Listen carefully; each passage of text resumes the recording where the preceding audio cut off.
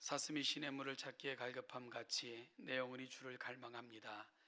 그 하나님이 내 유일한 갈증을 해결해 주실 수 있기에 그 하나님을 바랬던 그 다윗의 찬양을 우리 입술의 고백으로 삼아 올려드리며 오늘 또다시 그 말씀 붙들고 한 주를 살고자 이 자리에 있게 하시니 너무너무 감사합니다.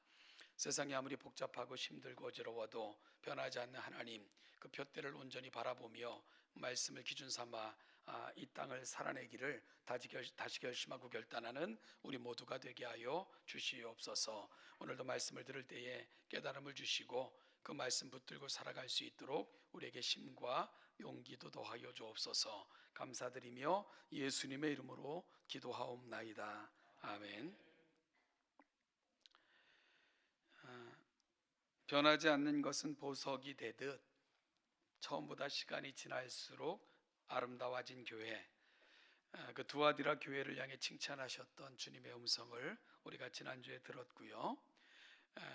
그럼에도 불구하고 두아디라 교회가 들을 수밖에 없었던 책망, 오늘은 그 부분을 다루고자 합니다. 봄을 노래하는 농부들의 말을 들으면 봄의 흙은 헐거워진다, 이런 얘기를 합니다. 봄의 흙은 헐겁다. 겨우내 얼어붙어 있던 땅이 녹으면서 흙이 풀어지고 헐거워지고요. 그러면 그 헐거워진 사이로 공기가 들어가고 햇볕이 들어가고 바람이 들어가게 됩니다. 그러면 대지는 다시 숨을 쉬기 시작하고 그 헐거워진 틈새로 싹이 나고 또한 잎이 돋으며 꽃이 피고 열매가 맺히게 되는 것입니다. 어떤 학자는 우리 영에도 이런 헐거워지는 순간이 있는데 그때가 바로 회개의 때라고 말을 합니다. 회개는 우리 심령을 녹여 성령께서 우리 안에 성령의 바람이 불게 하시고 우리 영에 햇빛과 공기와 신선한 바람이 불어 성령의 열매를 맺혀지게 하는 순간이다 라고 표현을 합니다. 오늘 우리는 두아디라 교회에게 주시는 말씀 속에 오늘 내게 주시는 주님이 돌이키길 원하시는 것은 무엇인가를 살피며, 만약 하나님께서 원하시고 기뻐하시는 자리에서 떠나 있는 것이 있으면 회개의 자리로 나아가 우리의 영이 헐거워져 그 속에서 역사하사 열매를 맺게 하시는 성령의 깊은 감동과 은혜를 경험할 수 있는 복된 시간이 되기를 간절히 소원합니다. 그럼 먼저 두아디라 교회를 책망하신 부분을 우리 다시 한번 읽어보겠습니다. 20절 21절을 같이 읽겠습니다. 시작. 그러나 내게 책망할 일이 있노라. 자칭 선지자라 하는 여자 이세벨을 내게 용납함이니 그가 내 종들을 가르쳐 꾀어 행음하게 하고 우상의 제물을 먹게 하는도다. 또 내가 그에게 회개할 기회를 주었으되 자기의 음행을 회개하고자 하지 아니하는도다. 아멘. 오늘 두아디라 교회에는 아주 익숙한 이름으로 활동했던 거짓 선지자가 있었는데 그 여인의 이름이 이세벨입니다. 그런데 이 두아디라 교회가 주님으로부터 책망받은 것은 이 거짓 선지자의 음성을 들었다는 것에도 있지만, 하나님께서 그 음성을 듣고 따르는 자들을 책망했지만 회개치 아니하고 그 길로 계속해서 걸어간 그 부분이 오늘 주님의 마음을 아프게 한 것임을 알게 됩니다. 자, 우리가 오늘 본문을 좀 이해하려면 역사적인 이해가 좀 필요한데요, 그것은 이세벨이라고 하는 여인에 대한 이해입니다. 여러분, 이세벨을 여러분들은 어떻게 기억하시나요? 성경에 나타나는 여인 중에 가장 나쁜 여인입니다. 이세벨은 구약 이스라엘 아합 왕의 아내인데요, 이 아합 왕과 시돈 사이에 정략적 결혼이 이루어지게 됩니다. 그 정략적 결혼 차원에서 시돈의 왕녀로서 아합 왕의 부인이 된 그런 여인이 바로 이세벨입니다. 이세벨의 부친 이름이 특별합니다. 엣바알이 이세벨의 아버지의 이름인데요, 원래 바알을 섬기는 제사장이었는데 그가 시돈왕 펠레스를 죽이고 모반하여 왕위에 오른 그 사람이 바로 이세벨의 아버지입니다. 엣바알은 그 이름에서도 드러나는 것처럼 바알과 함께하는 자라는 뜻이며, 이것은 그가 바알에게 헌신한 열정적인 바알 신 우상 숭배자였던 것을 분명하게 보여줍니다. 여러분, 이런 강한 이교적 배경을 가지고 있었던 이세벨은 아합 왕에게 시집 와서는 가장 이교적이며 잔인한 성격을 보여줬던 것으로 유명하죠. 여러분, 그는 먼저 아합에게 엄청난 영향력을 끼치게 되는데요. 하나님의 말씀을 어겼을 뿐만 아니라 아합과 결혼한 이세벨은 그 나라를 바알 숭배의 진원지로 그렇게 만드는 일들을 감행하게 됩니다. 바알의 제단을 다시 사마리아에 세우게 될 뿐만 아니라 그 바알의 제단 옆에 아세라 상을 세워놓고는요, 음란하듯 바알과 아세라를 섬기도록 만들었던 여인이 이세벨입니다. 이 이세벨로 인하여서 아합은요, 이스라엘의 국교를 바알 숭배로 삼을 정도로 음란하듯 우상을 섬기는 나라로 변화되게 되고요. 심지어 이들은 그들의 딸 아달랴는 이세벨과 아합의 딸인데요, 이 아달랴를 다윗 왕과, 즉 다윗 왕가인 유대에 시집을 보내므로 유대 남유다에게까지 이런 그 바알 숭배 영향력을 미치게 만들었던 여인이 바로 이세벨입니다. 여러분, 아합과 이세벨은 바알 숭배를 이스라엘에 더 적극적으로 끌어들이기 위해 여호와의 단을 헐고 하나님의 선지자들을 죽였으며, 또한 그와 반대로 바알과 아세라를 섬기는 선지자들은 자신들의 상에서 먹게 할 정도로 지위를 높여놓게 되지요. 그래서 이 이세벨의 치하에서 유명한 전투가 벌어지죠. 바로 엘리야와의 그 850대 1의 싸움이 그때 벌어지게 되고요. 이세벨과 아합의 치하에서 수없이 많은 선지자들이 죽임을 당하는 그런 아픔을 경험하게 됩니다. 또한 우리가 나봇의 포도밭 사건을 알지 않습니까? 이세벨은 하나님의 율법을 무시했을 뿐만 아니라 또한 그 왕권을 오용함으로써 이스라엘 백성들의 정통성을 완전히 뭉개버린 그런 역할을 했던 여인이 바로 이세벨입니다. 여러분, 우리가 좀 생각이 들지 않아요? 그래도 이스라엘 아닙니까? 하나님의 선한 택한 백성이다. 우상을 섬겨도 입버릇처럼 그렇게 한 민족인데 어떻게 이렇게 처참하게 무너질 수가 있을까? 그래서 이스라엘은 결국 이걸 극복하지 못해요.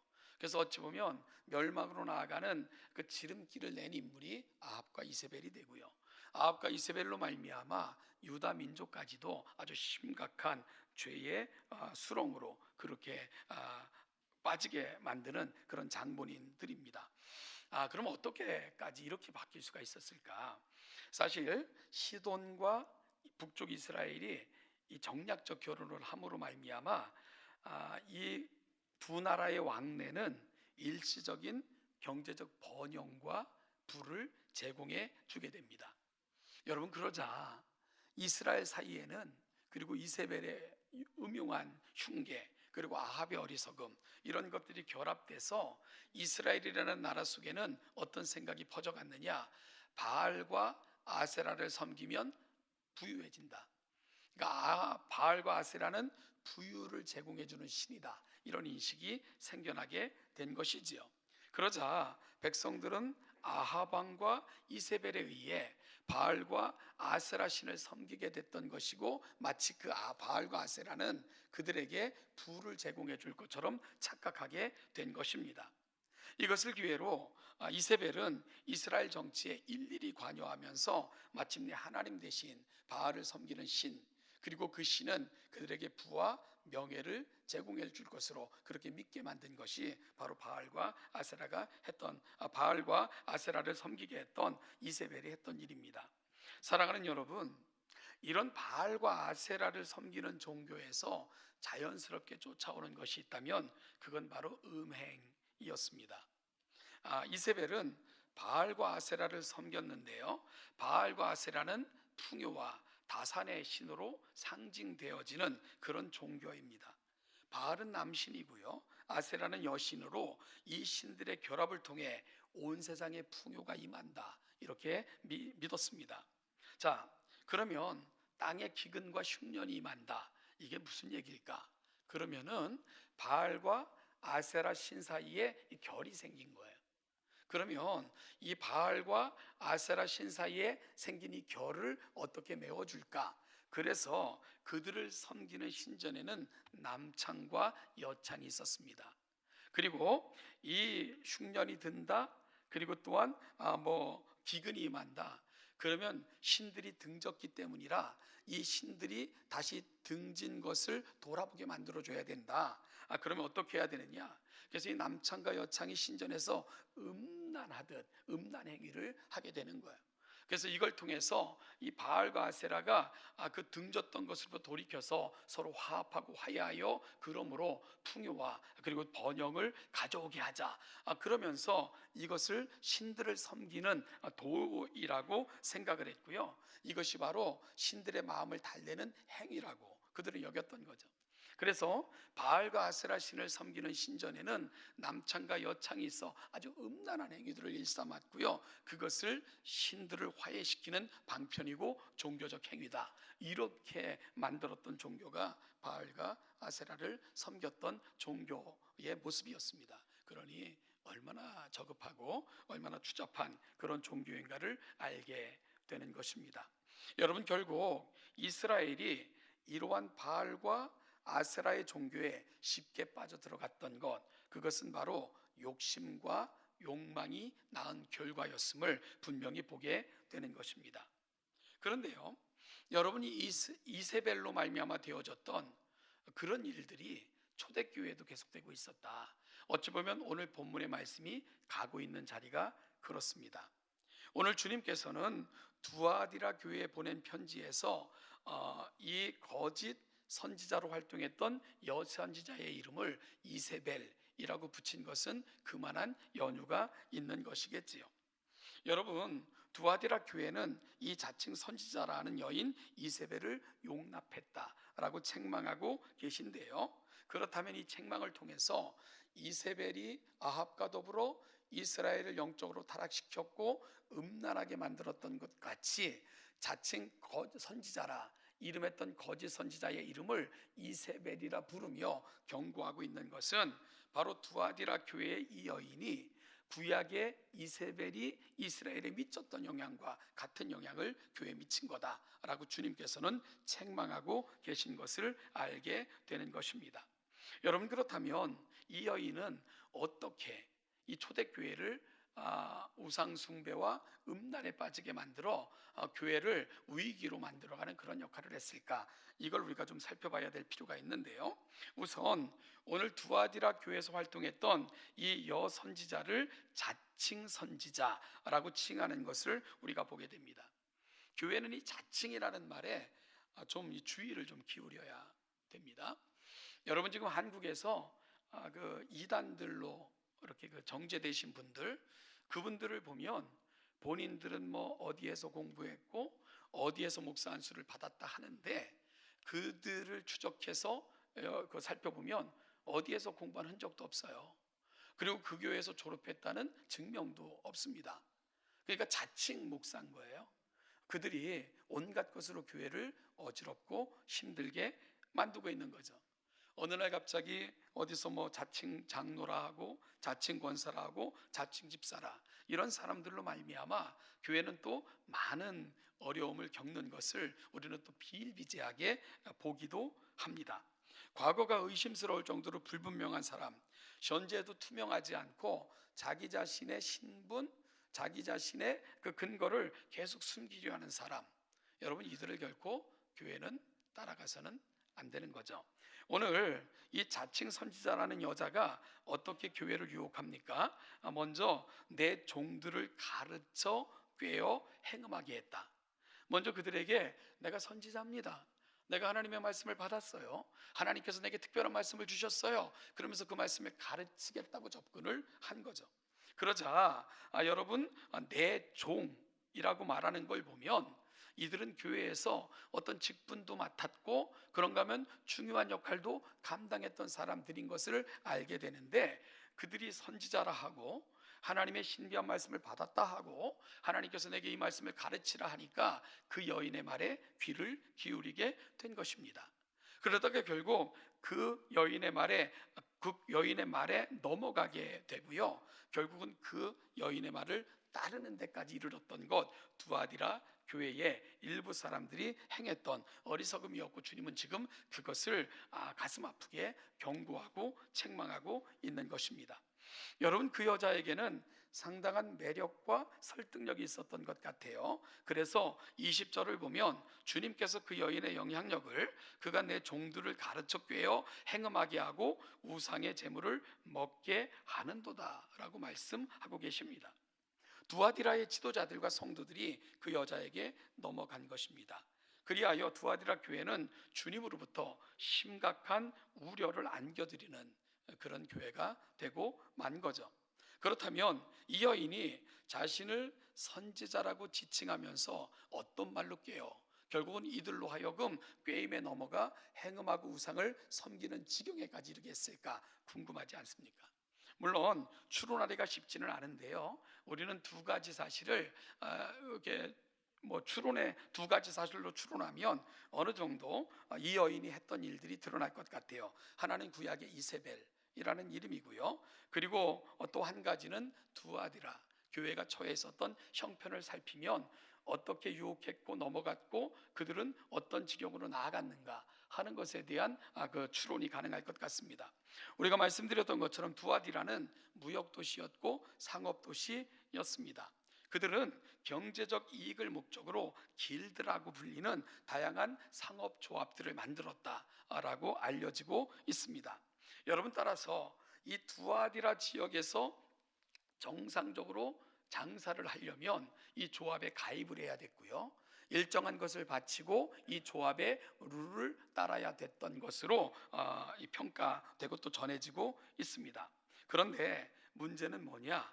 바로 이 조합은요, 모든 일을 시작하기 전에 신에게, 그러니까 그들의 우상에게 먼저 제사를 드리고, 그리고 또한 그 우상에게 제사를 드리고 장사를 시작했을 뿐만 아니라, 그리고 후에 되어지는 그 조합 속에서의 축제 이런 것들은 이교적 어떤 성격들이 강한 그런 축제가 계속 진행이 됐고, 그래서 술 취함과 부도덕한 행위로 이어지는 그런 축제들이 계속됐던 그 성격을 지녔던 것이 이 조합이었다라고 알려지고 있습니다.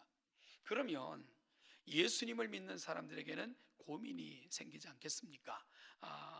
정말 장사를 하여 일을 이도 보아야 될 것이지만 그 조합에 가입한다는 것은 우상을 섬기는 것이 당연시되고 그것이 요구되어졌을 뿐만 아니라, 그리고 부도덕하고 그런가 하면은 음행한 것들이 그 축제 속에서 진행이 되는 것 속에 참여해야 되는 이런 아이러니가 예수 믿는 사람들에게는 늘 부담으로 다가올 수밖에 없었죠. 그래서 많은 사람들은 가난을 택하면서까지, 많은 사람들은 경제적 이익을 포기하면서까지 그 조합에 가입하기를 거절하고, 그리고 끝까지 신앙을 지키기 위해 애썼던 것이 두아디라 교회의 대부분의 성도들이 하고 있었던 자리였습니다. 그런데요, 여러분, 이 이세벨이라는 여인은 어떻게 그 신앙을 깨는 이러한 일들을 벌였을까? 우리는 버가모 교회의 니골라당에 대해서 살피면서 이 니골라당의 주요한 가르침이 뭐였다 하는 것에 대해서 말씀을 나눴는데 기억하는지 모르겠어요. 여러분이 니골라당의 가르침과 지금 이 사회에서도 그 이단이라 이야기하는 사람들, 그 유사한 집단을 우리가 구원파다라고 말씀했던 것을 기억하시는지 모르겠습니다. 이 니골라당, 구원파와 같은 사람들, 그들 교훈의 핵심적 메시지가 뭡니까? 구원받은 자는 이미 영혼의 구원을 받았으니 육체의 타락은 구원에 어떤 영향도 미치지 않는다라고 가르쳤다고 말씀을 드렸습니다. 따라서 연약한 육체는 소멸될 것이고 저급한 육체로부터 벗어나는 것이 진정한 구원을 이루는 것이다 라고 그들은 가르쳤습니다. 여러분, 따라서 육체로 어떤 죄를 짓든 내가 육체로 어떤 것을 행하든 그 육체의 행함과 육체의 죄는 내 영혼의 구원에는 하등의 영향력이 없다라고 가르쳤던 것입니다. 말씀드린 것처럼 초대교회는요, 아직 기독교 교리가 완전히 확립되지 않았던 시기입니다. 여러분 또한 많은 부분에서 이방인으로서 기독교 공동체에 가입된 사람들은 기독교의 문화와 또한 기독교의 말씀에 대해서도 그렇게 익숙하지 않았던 시대였죠. 그들은 여전히 세상의 풍습과 세상에서 살았던 모습에 대해서 완전히 결별되지 못한 상태에서 교회의 일원이 됐던 사람들도 굉장히 많았을 거예요. 따라서 신앙생활을 시작한 이후에 그들에게는 갈등이 발생을 하는 거죠. 바로 옛 삶과 그리스도 안에서 내게 주어진 새 삶 사이에 끊임없는 갈등이 일어날 수밖에 없었던 구조, 바로 초대교회 성도들이 직면했던 문제였습니다. 그 틈을 파고드는 거죠. 이세벨이 찾아가는 거야. 그리고 위안을 주는 거야. 괜찮다. 우리의 영혼은 이미 구원을 받았기 때문에 육체 행위는 아무런 영향을 주지 못한다. 그러니까 꺼리 끼지 말고 길드 조합에도 가입을 하고 또한 그들이 원하는 것도 해주고, 그러므로 말미암아 부도 누리고, 그러므로 말미암아 인생의 즐거움도 찾고, 그리고 돈도 벌고, 그리고 하나님도 섬기면 그게 좋은 거 아니겠느냐, 그렇게 얘기를 한 거예요. 여러분, 그러니까 예수 믿는 것 때문에 마음에 조금 부담을 갖고 있었던 사람들, 경제적인 활동을 포기할 수도 없고, 그렇다고 내 신앙의 양심상 참 가입하기도 꺼리고, 그런 자들이 위로를 얻는 거죠. 그리고 마음의 담대함을 얻게 되는 것입니다. 그리고 마음의 자유를 얻게 되는 거죠.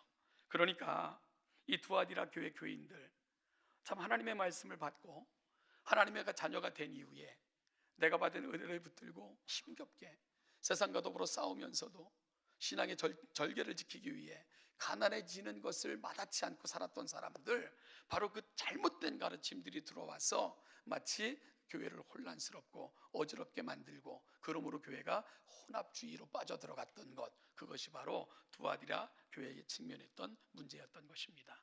주님은 이것을 안타깝게 바라보시면서 그 자리에서 떠나라 요구하고 계셨던 거고요. 여러분, 근본 청년부, 우리 성년부 가족 캠프에서 우리가 하나님의 말씀을 나누면서 우리가 점검했던 것은 우리 인생의 왕좌에 누가 앉아 계신가, 그걸 좀 확인을 했어요. 내 삶의 왕좌에는 누가 앉아 계신가, 나와의 주님의 관계는 어떻게 형성되어 있고, 주님은 내 삶에 어떠한 분이신가 하는 것들을 첫째 날 집중적으로 같이 살펴봤습니다. 그러면서 나는 무늬만 그리스도인 아닐까?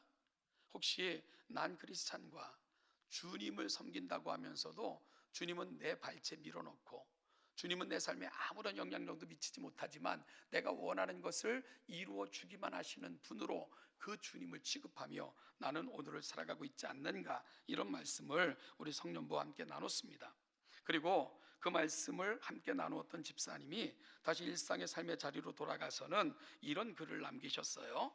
내일부터 그곳에 가서 그 제일 어렵다는 나 자신과의 전쟁을 시작한다. 그런데 무섭다. 그놈은 그 누구보다 내 약점을 제일 잘 알고 있기 때문에 분명 그것부터 치고 들어올 테니까 그래도 어디 한번 덤벼보시지. 난 전신갑주를 입고 갈 거거든. 게다가 내 인생의 보좌에 누가 앉아 계신지를 나는 분명히 알았으니까. 이런 글을 남기셨어요. 여러분, 그 글을 읽으면서 전 정말 감사했어요. 우리 사랑하는 성도님들, 아무리 힘겨운 삶의 자리라도 이런 치열한 영적인 전투를 벌이고 사시는구나, 이걸 볼 수 있었기 때문입니다. 신앙의 삶을 살고자 몸부림치는 우리 사랑하는 성도들의 모습이 보였기 때문입니다. 세상이 악해도 그 악 때문에 고민하지만 차마 그 악을 따라갈 수 없어 지금도 이를 악물고 견뎌내는 우리 사랑하는 성도들의 모습이 보였기 때문입니다. 두아데라 교회가 그렇게 살았거든요. 여러분, 아무리 어렵고 힘든 세대, 황제 숭배를 강요하고 온갖 우상이 난무한 그런 세상이었지만, 그리고 로마 시대는요, 특별히 이 종교적 혼합주의가 그렇게 온 세상을 덮었던 시대입니다. 군인들이 지배했던 시대, 세상이 정복되어지고 정복지로부터 온갖 우상들이 다 몰려들어, 그래서 심지어 아덴이라는 지역은 이름을 모르는 신까지 섬기는 그런 종교 집산지와 같았고, 그리고 또한 종교 혼합주의가 만연했던 시대, 그때가 바로 로마가 통치했던 시대였거든요. 여러분, 그런 시대 속에서 유일하신 하나님, 참 하나님이신 그분을 붙들고 살아간다는 것 쉽지 않았죠. 그럼에도 불구하고 그 신앙 놓치지 않겠다고, 끝까지 붙들겠다고 정말 목숨 걸고 신앙을 지켰던 사람들, 그 교회가 두아디라 교회였는데 이세벨과 같은 사람들이 들어가서 그걸 허물고 있는 겁니다. 여러분, 그 긴장을 늦추고 있는 거고요. 그리고 또한 그 종교적 혼합주의가 그들 속에 침투하여 교회의 아름답고 정말 그 고결한 그 신앙을 파괴하는 이런 일들이 일어났던 것, 바로 초대교회의 이세벨과 같은 거짓 여선지자와 같은 사람들이 했던 일인 것을 주님은 안타깝게 말씀하시면서 오늘 이 말씀을 두아디라 교회에 주시고 계신 겁니다.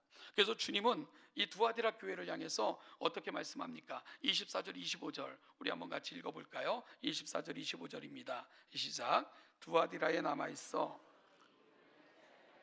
소위 사탄의 깊은 것을 알지 못하는 너희에게 말하노니 다른 짐으로 너희에게 지을 것은 없노라. 다만 너희에게 있는 것을 내가 올 때까지 굳게 잡으라. 주님은 어려운 신앙의 싸움을 벌이고 있는 자들을 위로하시면서 지금의 신앙을 끝까지, 주님 앞에 설 때까지, 혹은 주님이 오시는 날까지 굳게 지키라고 부탁을 하고 계십니다. 그리고 이러한 자들에게 주시는 약속이 있어요. 26절부터 28절 또 읽어보겠습니다. 26절부터입니다. 시작. 이기는 자와 끝까지 그가 철장을 가지고 그들을 다스려 질그릇 깨뜨리는 것과 같이 하리라. 나도 내 아버지께 받은 것이 그러하니라. 내가 또 그에게 새벽별을 주리라. 이것이 끝까지 믿음 안에서 승리한 사람들에게 주님이 하셨던 약속입니다. 주님께서 승리하신 후 아버지께로부터 받은 그 놀라운 권세를 이기는 자들에게도 주실 것이며 함께 왕노릇 할 것이라고 약속하십니다. 또한 새벽별을 주리라고 말씀하셨어요. 여러분, 새벽별은 밤을 지나 아침까지 영롱히 빛나는 그 별을 새벽별이라고 말하잖아요. 즉 끝까지 주님께서 그 영광을 지키시고 그 영광 가운데 그들을 보존할 것이다 하는 약속을 그들에게 주신 것입니다. 이어 21절부터 23절은 이 신앙에서 떠난 사람들에 대한 경고가 동시에 나타나고 있는데요. 21절부터 23절도 우리 한번 같이 읽어보겠습니다. 시작. 또 내가 그에게 회개할 기회를 주었으되 자기의 음행을 회개하고자 하지 아니하는도다. 볼지어다 내가 그를 침상에 던질 터이요 또 그와 더불어 간음하는 자들도 만일 그의 행위를 회개하지 아니하면 큰 환난 가운데에 던지고, 또 내가 사망으로 그의 자녀를 죽이리니 모든 교회가 나는 사람의 뜻과 마음을 살피는 자일 줄 알리라. 내가 너희 각 사람의 행위대로 갚아주리라 하고 경고하셨습니다. 여러분, 우리는 구약 시대에 이세벨과 아합, 그리고 아합의 자녀들이 맞이했던 그 비참한 최후를 우리는 성경을 통해서 확인할 수 있습니다. 아합 왕은 아람과의 전투에서 적군이 우연히 쓴 화살에 맞아 병거의 피가 고일 정도로 출혈이 심해 죽게 되고요, 백성들이 그 시체를 사마리아로 가져와 장사를 했습니다. 그가 탔던 병거를 창기들이 목욕하는 못에서 씻었는데 개들이 와서 그 피를 핥았다 라고 아합 왕의 최후를 기록하고 있습니다. 아합 왕이 죽은 다음에 아들 아하시아가 왕이 되었으나 얼마 안 되어 죽게 되고요, 그 아들 여호람이 왕이 되었는데 그의 부하 예후의 반역에 의해서 죽임을 당하게 됩니다. 예후가 여호람을 죽이고 돌아올 때에 이세벨이 창밖으로 예후를 바라보며 조롱해요. 그러자 예후가 이세벨 곁에 서 있던 두 내시에게 이세벨을 창밖으로 집어던지라 해서 두 내시가 이세벨을 창밖으로 집어던지게 됩니다. 이세벨이 죽고 그의 피가 예후가 타고 있었던 말에까지 튀었고 예후가 탄 말이 그 시체를 밟고 지나갔어요. 예후가 들어가 먹고 마신 후에 이세벨을 장사하라고 지시했는데요, 사람들이 그를 장사하려 그의 시체를 찾았으나 시체는 온데간데 없고요, 두 골과 손과 발만 남아 있었습니다. 개들이 그의 시체를 다 뜯어먹은 뒤였기 때문에 그렇습니다. 여러분, 이것이 이세벨과 아합 그리고 그들의 자녀에게 닥친 불행입니다. 엄청난 심판이 그들에게 임한 거죠. 그런데 주님은 두아디라 교인들을 미혹하여 범죄하게 한 이세벨 같은 거짓 선지자에게 임할 심판도 이에서 결코 가볍지 않다라고 주님께서는 경고하고 계신 것입니다. 왜라고요? 주님의 교회이기 때문입니다. 주님의 몸을 그렇게 만들었기 때문에 주님은 그들을 향하여 내가 전쟁을 벌이겠다라고 싸움을 선포하시고 경고하신 것입니다. 여러분, 지금 우리는 코로나 이후 정말 그 엄청난 일들을 경험했는데 이 코로나 이후는 참 역설적이었다. 코로나는 역설적인 시간들이었다는 생각이 들어요. 코로나로 말미암아 세상이 멈췄어요. 그런데 아이러니컬하게도 세상이 멈추니까 자연이 살아나는 그런 기사들을 우리가 많이 접하지 않았습니까? 인간이 멈추니까 자연이 살더라. 인간이 멈추고 나니까 자연이 비로소 생기가 돌더라. 이런 보고들을 세계 곳곳에서 접할 수가 있었습니다. 그러니까 결국 우리가 코로나라는 것을 통해서 우리가 살아가는 세상을 이토록 엉망으로 이토록 망친 것은 결국 우리의 욕망과 욕심, 끊임없는 우리의 탐욕 때문이었구나 하는 것을 느끼게 해줬던, 참 역설적이게도 코로나는 우리에게 많은 교훈을 던져줬던 그런 시기였습니다. 그런데 코로나가 조금 진정되자마자 세상은 다시금 자기의 탐욕을 채우기 위한 전쟁, 오염수 방출, 핵시험, 정치적 야망으로 인한 내전들, 다시 세상은 그 이전보다 더 악하게 돌아가는 것을 우리가 보고 있습니다. 끊임없이 다시 파괴와 야욕으로 물들고 있는 이 세상, 정말로 이 세상을 다시 그 탐욕스러운 피로 물들이고 있는 이 세상을 우리가 경험하고 있어요. 결국 인간의 욕심과 욕망 그리고 쾌락의 노예가 되어 있는 한 세상은 언제나 또 다른 이세벨을 만들어낼 수밖에 없구나. 세상은 그 교훈을 우리에게 던져주고 있는 거죠. 그래서 여전히 이세벨은 사라지지 않은 거예요. 구약에서 활동했던 이세벨은 신약시대에도 그 초대교회 시대에도 그렇고 지금도 여전히 가장 강력한 그런 힘으로 우리가 살아가는 삶에 침투하여 그 영향력을 발휘하고 있는 거죠. 물질에 대한 탐심들, 탐욕들, 그런가 하면 육체에 대한 쾌락들, 이런 것들 위에 군림하면서 지금도 끊임없이 우리를 혼합주의 그리고 신앙의 순결을 파괴하고 그 지경으로 몰아내는 것, 이세벨은 지금도 맹위를 떨치고 있다는 그런 생각을 하고 있는 거죠. 사랑하는 여러분, 오늘 이 아침 이 말씀 앞에 우리가 어떻게 서야 될까요? 사랑하는 여러분, 우리는 누구를 따르고 있습니까? 혹시 내 욕심, 욕망, 내 쾌락을 따라 살아가는 것 여전히 우리의 모습은 아닐까요? 그러면 이세벨은 우리 속에서 또 다른 맹위를 떨치게 될 것입니다. 그렇게 교회는 점점 혼합주의 속에서 세속화의 물결을 거스를 수 없을 것입니다.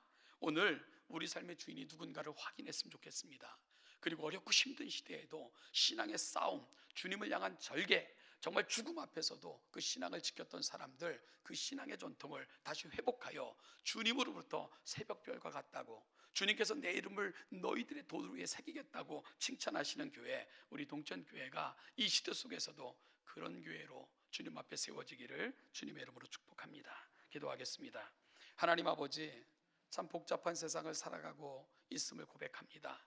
얼마나 탐심과 탐욕과 쾌락의 노예가 되어 있는지, 얼마나 사람들은 분노하며 정신 차리지 못하고 혼돈 속으로 빠져들어가고 있는지, 아버지 하나님, 온갖 것들이 우리의 마음을 흔들리며 혼란스럽게 할 때 다시 마음을 주께 드리고 우리 삶의 자리에 주님을 모시고 주님이 주시는 생각으로 우리 삶을 다시 살아내기로 결단하며 흩어진 교회로 돌아가는 우리 동천의 모든 성도들이 되게 하여 주시옵소서. 감사드리며 예수님의 이름으로 기도하옵나이다. 아멘.